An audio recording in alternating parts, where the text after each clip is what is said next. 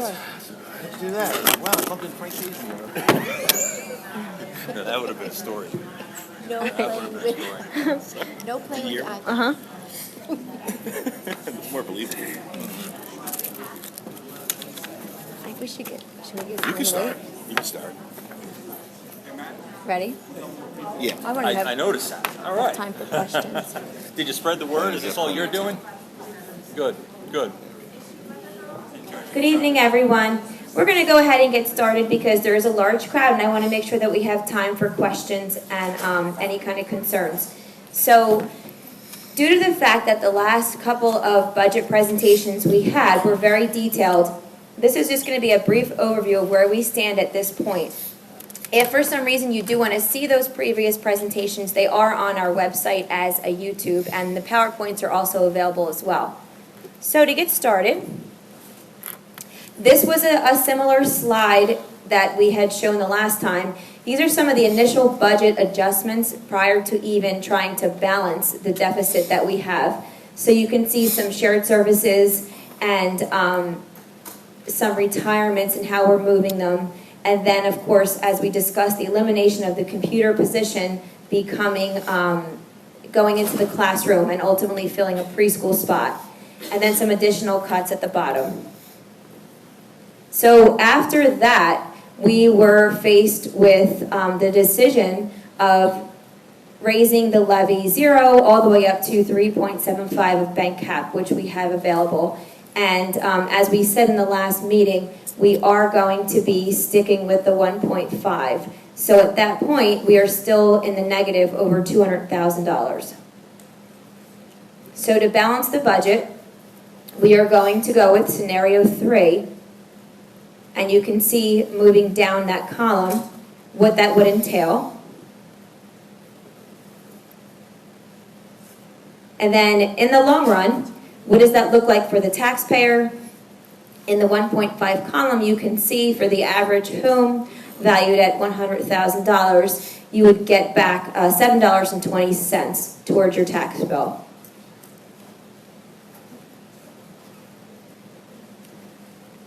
So some of our projected cuts, and as I said, we did go over these the last time. The big difference between last presentation and this is we were going to be eliminating one of the science teachers as a special, and we do not have to do that anymore.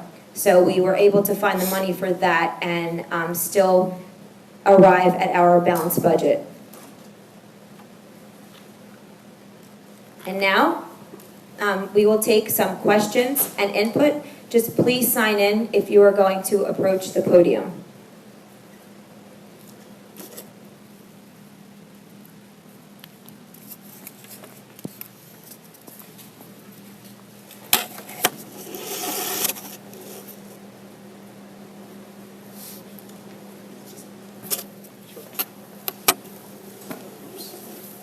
Oh, sorry. Thank you.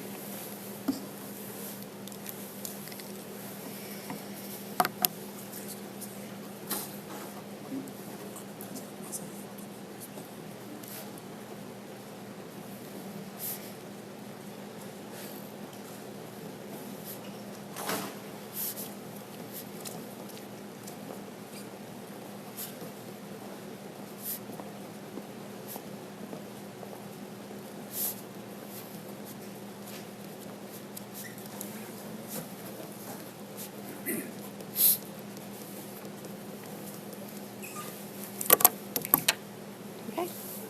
Hi, I'm Patricia Naples, sixth grade teacher at the George Mitchell School. What is, I broke it? Oh, is that better? I gotta get closer? Okay, I'll get closer. Patricia Naples, sixth grade science teacher at the Mitchell School. First of all, I'd like to thank you for your service and dedication to our community and our students. I know it's not an easy job, the Board of Education, although we don't always agree. It is grateful that there are people willing to serve and help our community. If you'll indulge me for just a minute, I just wanted to share a little history of the Science Lab program, which is why I'm here. Little Egg Harper has always been ahead of the time as far as science education is concerned. 30 years ago, when I came here, Pete Barone, my colleague and mentor, was the first elementary science teacher in Ocean County at this level, possibly the state, and I was the second. I spent 23 years in the position of science lab teacher, and our students have greatly benefited. We have always scored very well on any standardized test in science. Many of our students have gone on to incredible careers in science, technology, engineering, and math. They are physicists, engineers, chemists, and I even have a gal that is an astronaut. She's in the astronaut program. She was part of not only our science program, but part of the science club, space club that Mrs. Hoden and I used to run, which planted, I would like to think, the seed. She had a mission to Mars up in Bueller Challenger Center with us many years ago. So I just wanted to thank you for continuing to commit yourselves to science education in this district and for keeping the science program intact. It is by far, it's just so beneficial. When I teach 6th grade now, so when the students come to me, they have a solid foundation in science. And I, applaud Mrs. Mashesky and Mrs. Nielsen.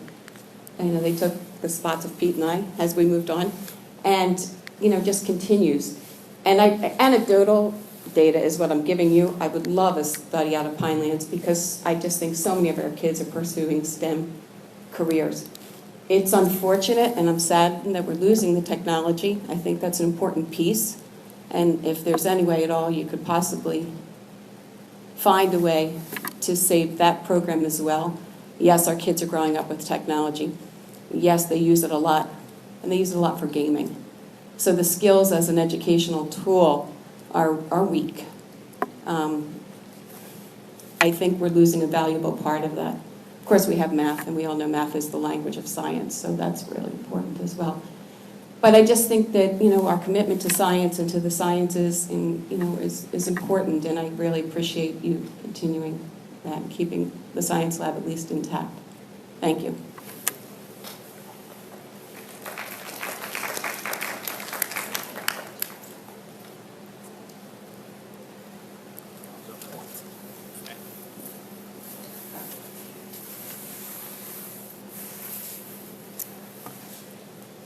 What's my line?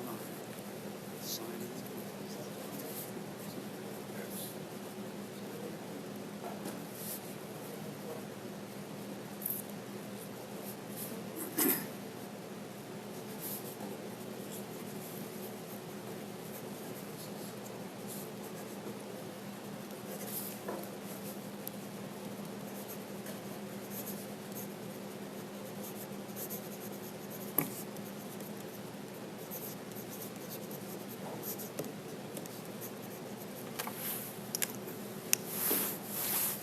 Good evening. My name is Richard Longshore. I live at 58 Chatham Road, just over the ways, over the hill a little bit. First of all, I want to commend so many members of the community for turning out tonight. I want to talk a little bit about the budget process, and I want to talk a little bit about things that I hope will happen once this process is concluded. First of all, I want to commend the board and the administration for finding what I would regard as a middle ground in developing this budget. I know that no one likes to see any kind of cuts. It's never easy. You're talking about people's lives, and particularly when you're talking about education. But I think what this budget represents is a good faith effort to say, how can we not compromise our objectives for the district, not compromise the offerings to students, and achieve our objectives overall.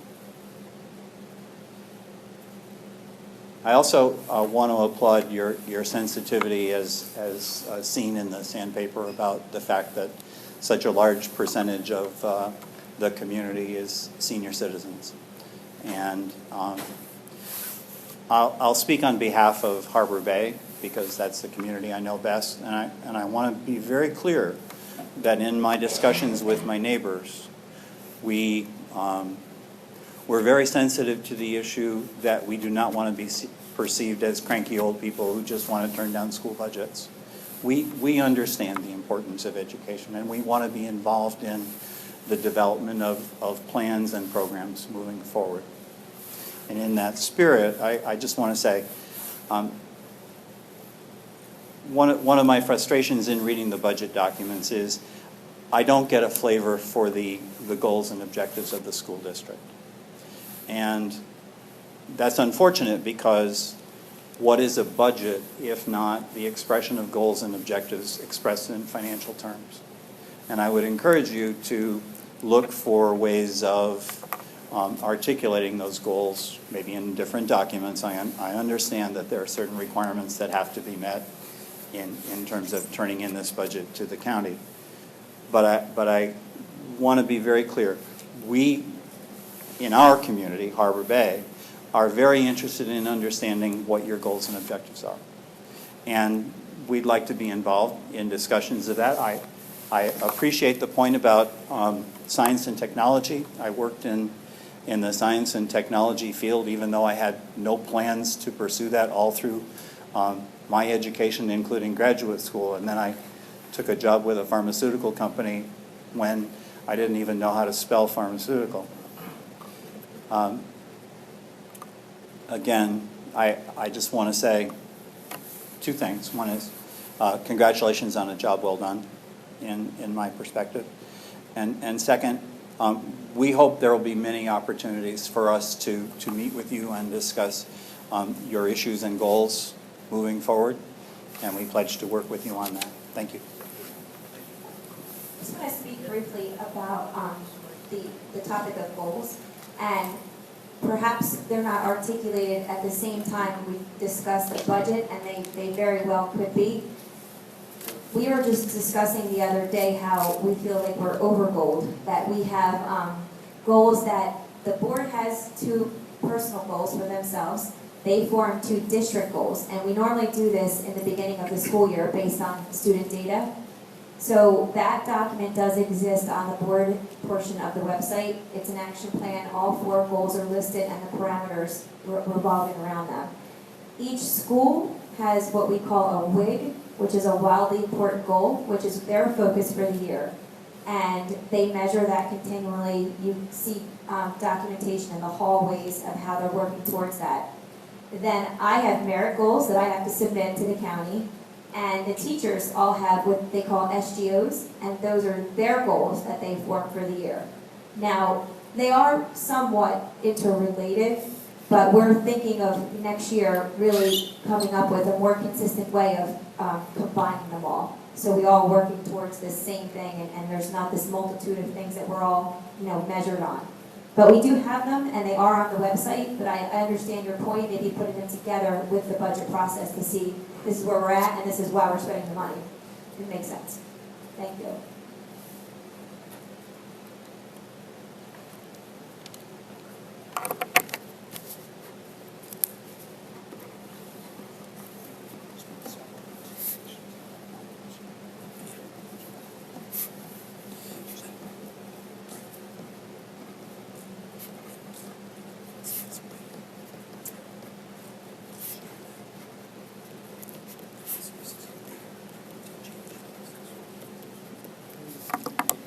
Kathy Singh, 311 Twin Lakes Boulevard. I came here tonight to talk about our science program. I'm so happy to hear that you have reinstated it.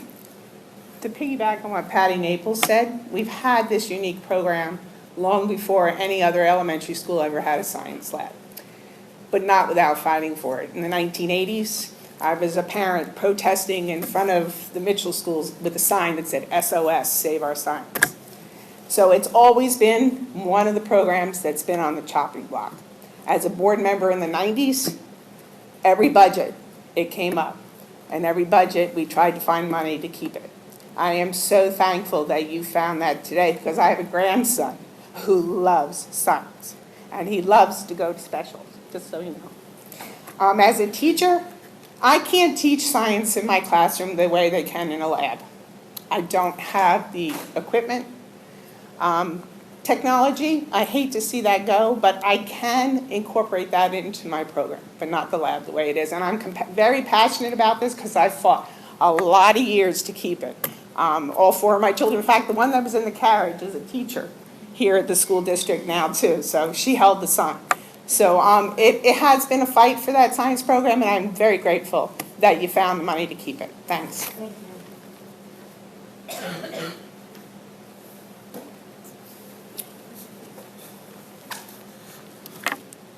I'd like to make a suggestion, we pass this around ahead of time next time, so we're not wasting, she can't read my handwriting anyway.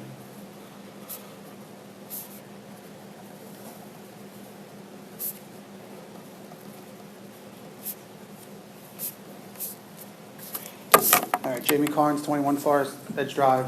Was here before, obviously, and we didn't have as many people, mostly, I guess, because of the article. The first thing that I wanted to say is I understand your plight. Obviously, we went through this before, but a lot of people didn't hear it. The truth of the matter with this town, unfortunately, and you know, with the percentages that I brought up, and I'll reiterate them, is that this school is underfunded, and that's been done in the past, where the average is what, 65%, 66% of your taxes go to your schools. Little Lake Harbor School District is 2/3 of that at best, completely underfunded. Yes, there is a major tax issue in this town, okay? That is not because of this school district at all. And to a degree, it's the opposite. Is there issues in the town? Yes. Is there issues at Pinelands, which is also another issue? And my daughter will be going there next year, so I'll be their problem too. But here is not the problem. As a matter of fact, it's almost the opposite. It's definitely the opposite. For so many years, we were behind and didn't get enough money, even with the 2% when it came in. Now we've created a problem where we're getting less state aid because we don't have it. It's basically become like a snowball, and every penny that we don't get now is going to continue to snowball and hurt us later. We're not talking about major dollars.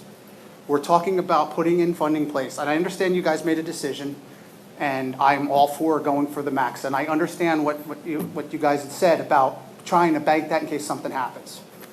There's all the research I did, there's no guarantee that's going to be there. As a matter of fact, I guarantee with this governor, it'll be gone.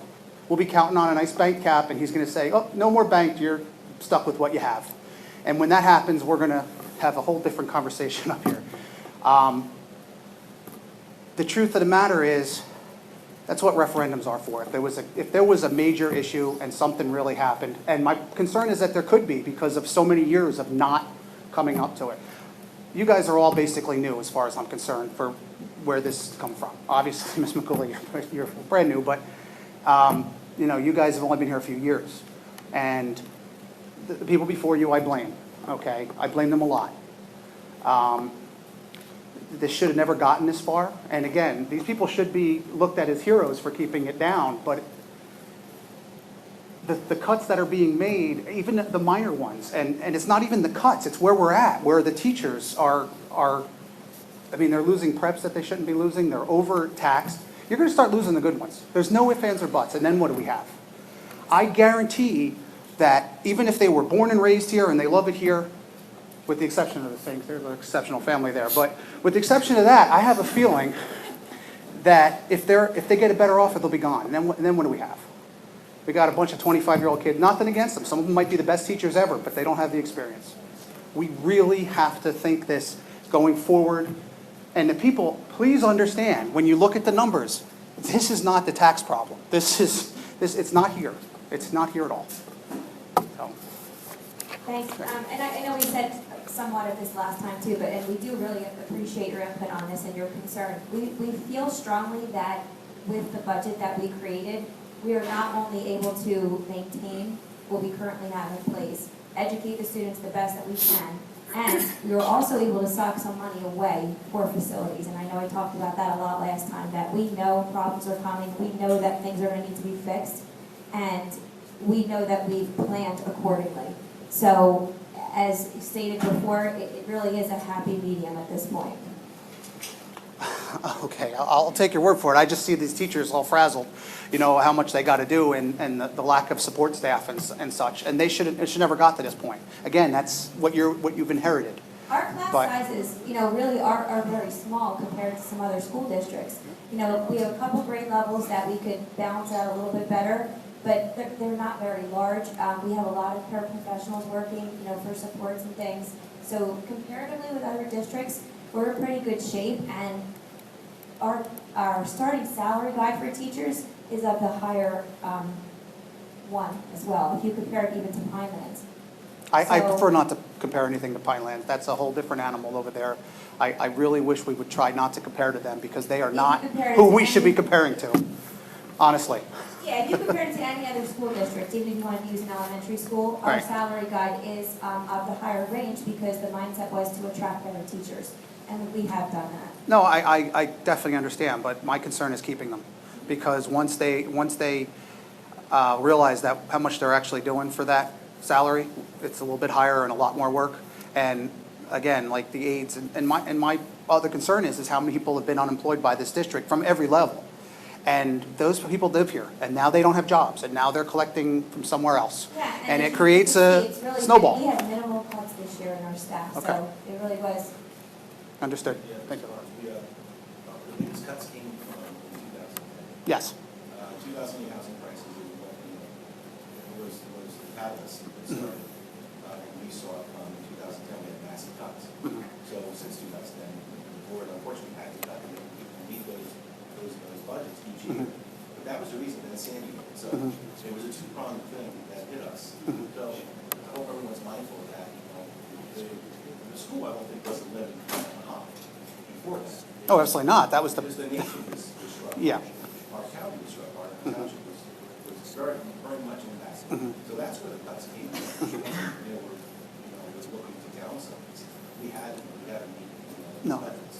So, and it's 2010, with the housing crisis, and the recession we were in, and then unfortunately 2012, when Sandy hit.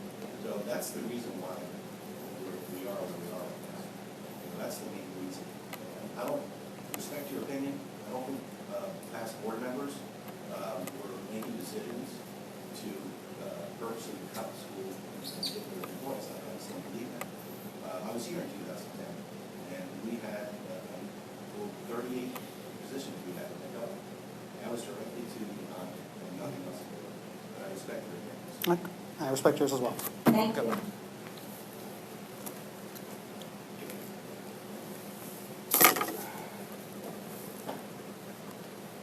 I gotta get a stamp. We're just gonna put your name on there, you could just Oh, sign. yeah, you should really, I'm